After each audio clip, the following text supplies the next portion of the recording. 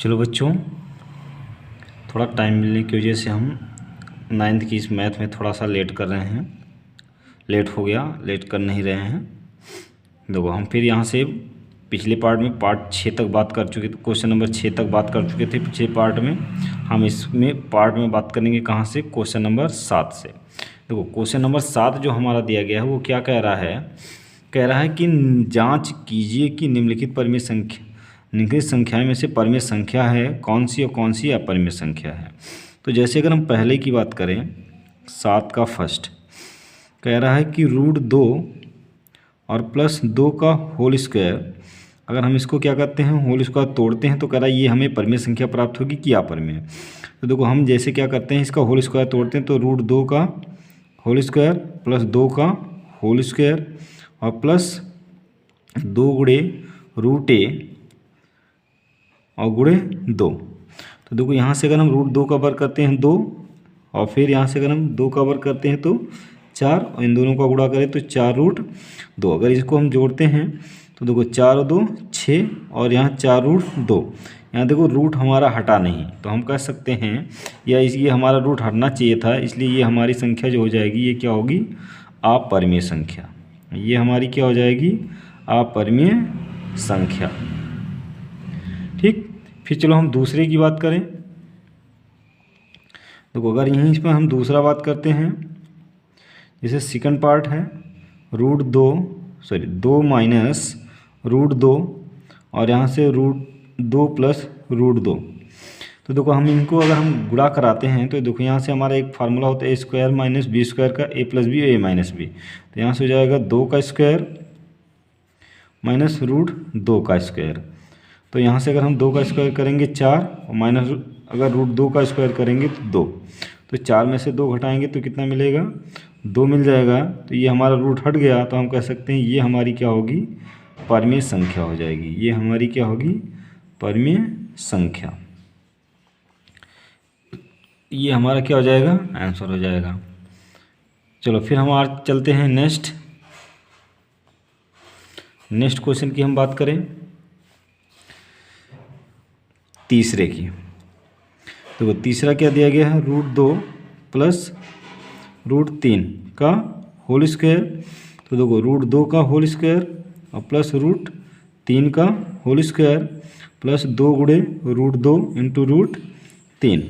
तो यहाँ से 2 का स्क्वायर करेंगे 2, √3 का स्क्वायर करेंगे 3, और प्लस यहाँ से हो जाएगा 2√6 का रूट नहीं हटेगा, तो 3 और 2 यहाँ से हमारा कितना हो जाएगा? 5, और +2√6। यहाँ से पूरे में रूट नहीं हटा, तो हम कहेंगे ये हमारी क्या होगी? अपरिमेय संख्या। ठीक, तो ये हमारा क्या हो जाएगा? आंसर हो जाएगा। चलो फिर हम नेक्स्ट क्वेश्चन में चलते हैं। देखो, नेक्स्ट हमारा क्या है?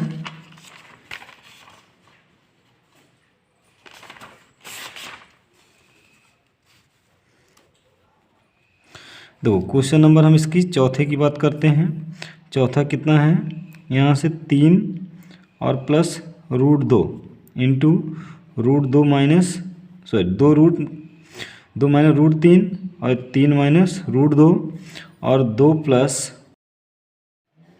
चलो देखो, यहाँ से अगर हम बात करें तो यहाँ पे आपकी वैल्यू देखो, इन दोनों का अगर हम गुणा करें तो गुणा करने पर तो यहाँ आपको आपस में गुणा कर, लेकिन इनकी और इनकी अगर हम देखें तो a² - b² का फार्मूला बनाएंगे।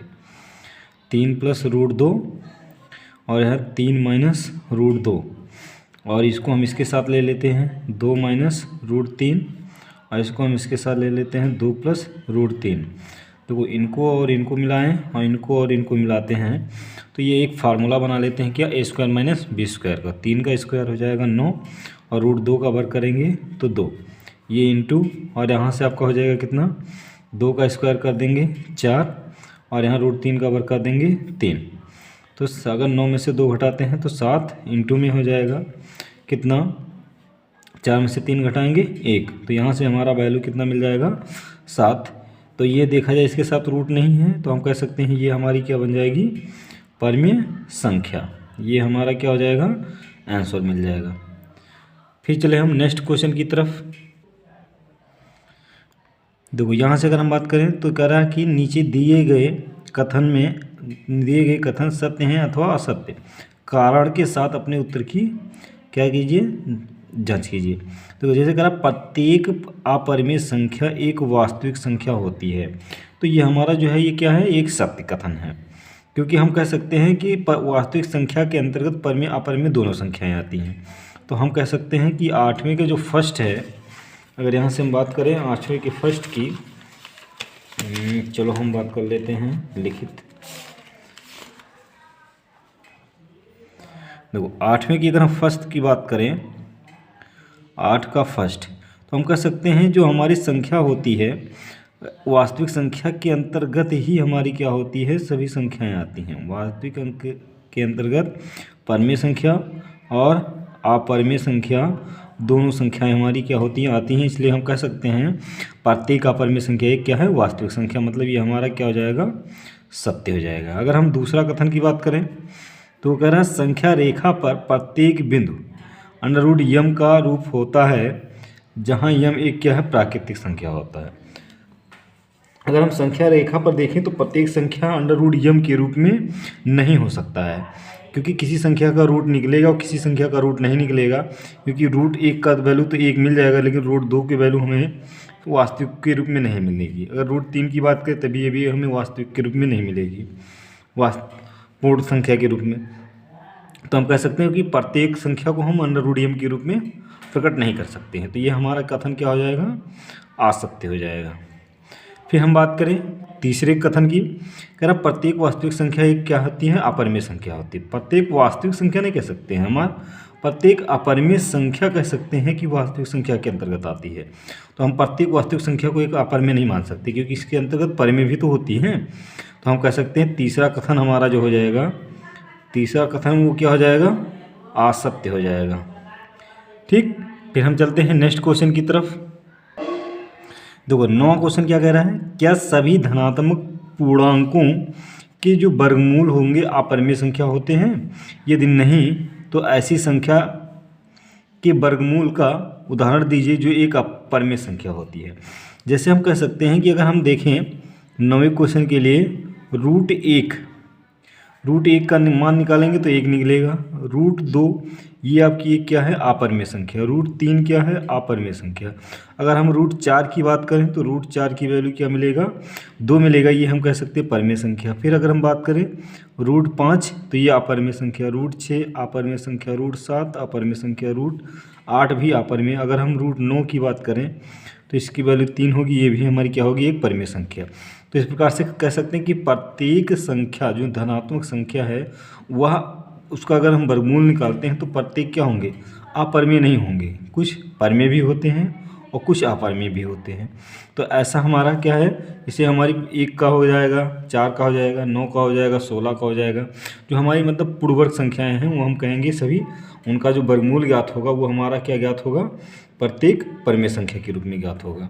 फिर हम चलते हैं क्वेश्चन नंबर 10 की बात करें, कह रहा दिखाइए कि, अगर यहाँ से हम कहें क्वेश्चन नंबर 10, दो क्वेश्चन नंबर 10 अगर हम बात करें,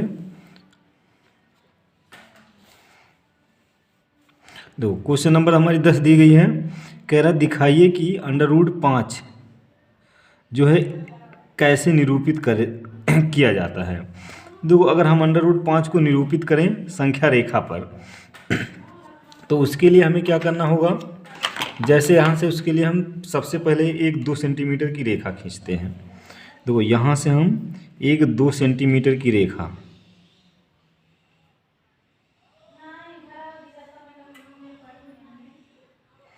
देखो 2 सेंटीमीटर की रेखा खींच लिए और इस पे हम 90 अंश का कोण बनाती हुई 1 सेंटीमीटर का रेखा खींचेंगे।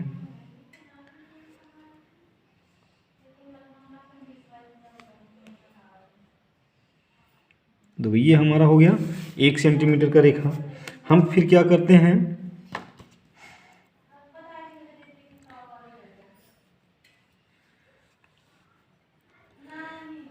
देखो हम फिर क्या करते हैं 1 सेंटीमीटर इनको आपस में मिला देते हैं। इनको हम क्या करते हैं, आपस में मिला देते हैं।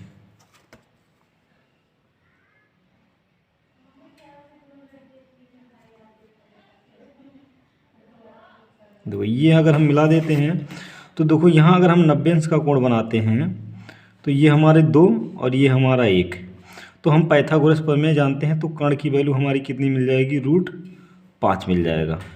जैसे हम कह दें कि 2 का स्क्वायर प्लस 1 का स्क्वायर बराबर कर्ण का स्क्वायर, तो यहाँ 2 का वर्ग करेंगे 4 प्लस 1 का वर्ग करेंगे 1, कर्ण स्क्वायर बराबर 5, कर्ण स्क्वायर की बराबर वैल्यू 5, तो कर्ण बराबर हमारा हो जाएगा √5। हम क्या करते हैं, इसी को क्या करते हैं, प्रकार से माप लेते हैं। इसी को हम क्या करते हैं, इस प्रकार से माप लेते हैं